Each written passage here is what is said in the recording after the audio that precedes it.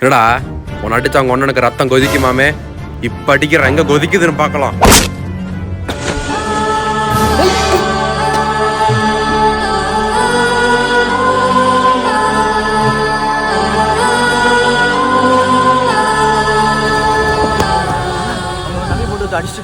என்னடா சொல்ற?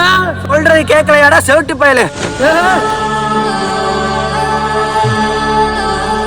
என்னடா உன் அடிச்சு 1/2 மணி நேரம் ஆச்சு, ஒன்ன ஓடி போய் ஒளிஞ்சிட்டானா? அவன் டெண்டரா பேச்சு.